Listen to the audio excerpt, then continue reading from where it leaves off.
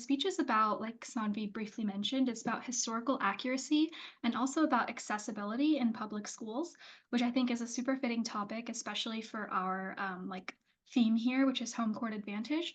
So I'll be talking about how some historical inaccuracies in our courses and inaccessibilities in our schools in general can lead to problems with our student body and how we can resolve those and create more of a home court advantage environment for everyone.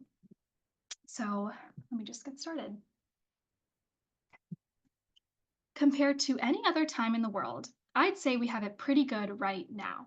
We live in an age where information is at our fingertips, quite literally. The answer to any question I have is just a Google search away, which is why it's concerning when this plethora of knowledge is limited for the members of our society that need it the most, our students.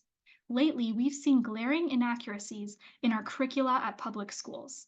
In 2022, a group of educators in Texas recommended that American slavery be redescribed as involuntary relocation, without any regard for the brutality that enslaved people faced. But sometimes the gross oversight is in places we wouldn't even expect. The American Pageant, a textbook that my high school uses for its AP US history class, refers to African slaves as immigrants, implying they voluntarily came to the United States. Clearly, this is a national problem. Our education systems fail to provide historically accurate information that is accessible to all students. So today, I'll first elaborate on the shortcomings of our public school curriculum and explore the long-standing implications they have. Then we'll discuss some ways we can ensure a historically accurate public school curriculum that is accessible to all.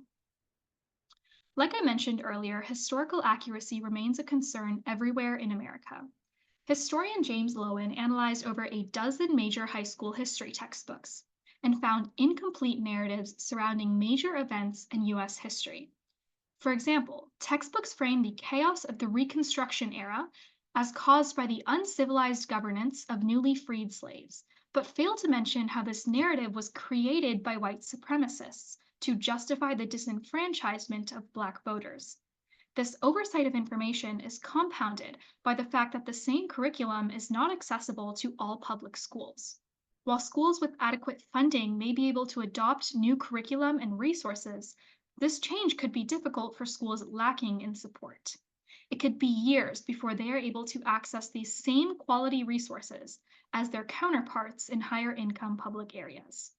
This multifaceted issue has far-reaching consequences. Teaching historically accurate information is crucial to ensure students understand the perspectives surrounding history and are prepared for the world that faces them.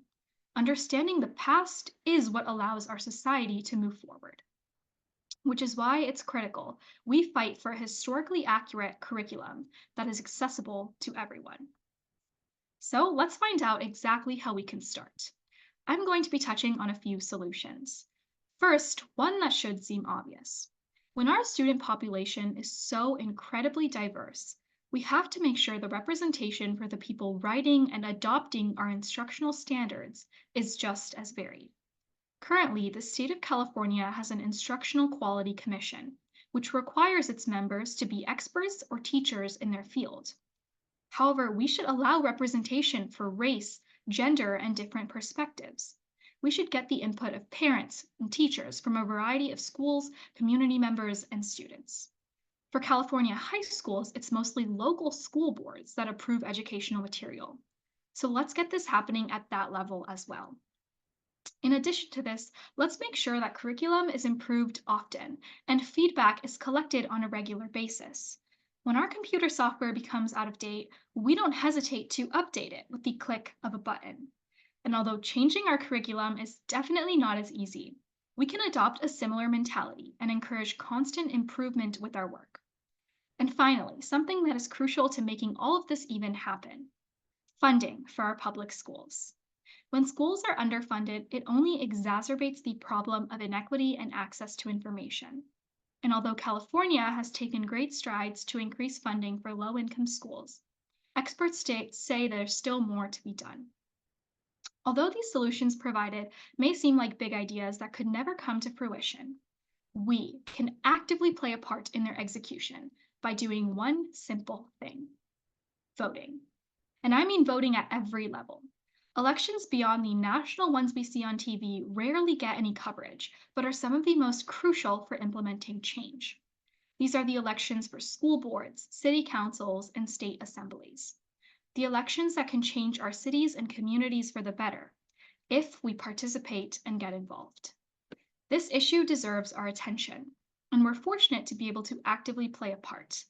When we use our voice to ensure information is accurate and accessible, we create a future generation that embraces different perspectives and moves our country forward.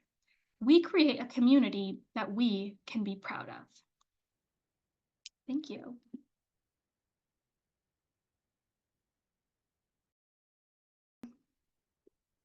Okay, so I'll give like a little bit of background on my speech and then I'll just get into it.